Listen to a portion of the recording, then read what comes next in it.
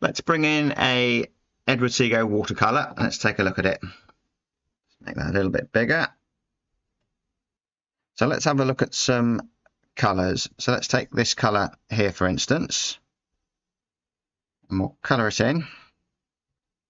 Then let's take this blue here, and I think sometimes when I'm painting, I've accidentally just picked up some pure pigment and put it on there, and I've got that effect sometimes, and I've probably got rid of it because, you know, it looks a mess, or you think you've made a mistake.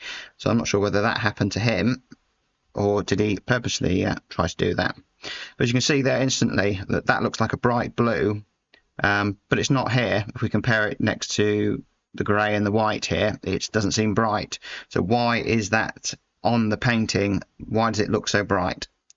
We'll explain it very clearly in a moment.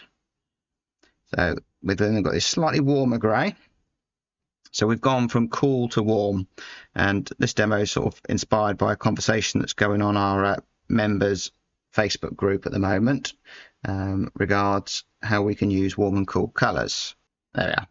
So we've gone from a fairly neutral grey to I would consider a warm, very dark blue, almost sort of towards purple, and now to a very desaturated dark brown. But again, that's warmer than these two, I would say. And then we've got this colour here,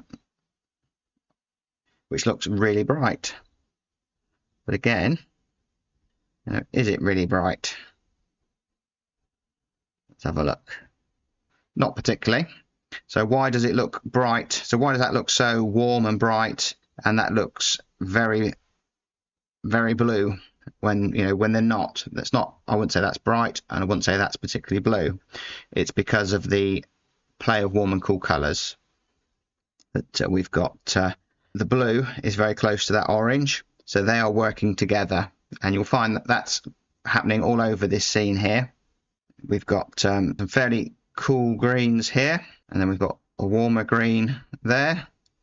So what does that mean for us in our paintings, to be able to use the colours as he has done here, and very similar to how John Singer Sargent would have done, and many of the great watercolour painters are, and oil painters as well. This is all relevant for oil painting, pastels, or whatever.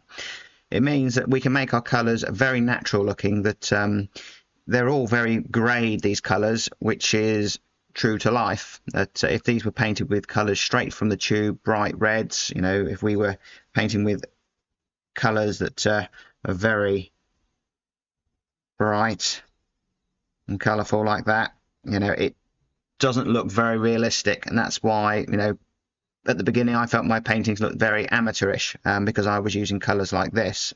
It's not until you start mixing many colours together, doesn't have to be, when I say many, it could just be, you know, 3 colours, the primary colours, you start getting neutrals. But you can still make them seem bright, as he's done here with the rooftop here, because he's put it a warmer colour next to a much cooler colour here. So although nothing is particularly real in this painting, it still looks like a very realistic scene. There's no detail, you know, there's no faces been painted, but you would look at this scene and say he's captured this scene true to life, and, you know, even people would say, oh, it's like a photograph, you know, from a distance, but it's obviously far from, because there's no detail. But it's the use of colour, the mixing of natural colours, the greys, and placing warm and cool colours next to each other purposefully to create those effects we're looking for. Obviously, we could go further with this one to look at his use of edges. Got a nice, strong, sharp edge on this building. So not only is the colour shift drawing our eye with the blue and the warm brown here working, it's also the hard edge as well. And again, that repeats itself all around the painting. Maximum contrast probably here, light against dark, and we've got a sharp edge there. We've also got a similar effect over here, but he's used a broken edge so it doesn't compete with this here. And with experience, these things just happen automatically. That we can look at this painting and break it down. Obviously, you're not necessarily going to remember all of these things. A hard edge here, but dry brush, broken edge over here. So the eye goes here more. So if we look at this painting compositionally, where does the eye travel? We've got this shadow that takes us into the painting. These figures are interesting. Got a sharp area of contrast here. This is interesting here as well. These shadows under the rooftops, again, probably an area of centre of interest with the warm against the cool. And then this tree sharp edge brings us up around.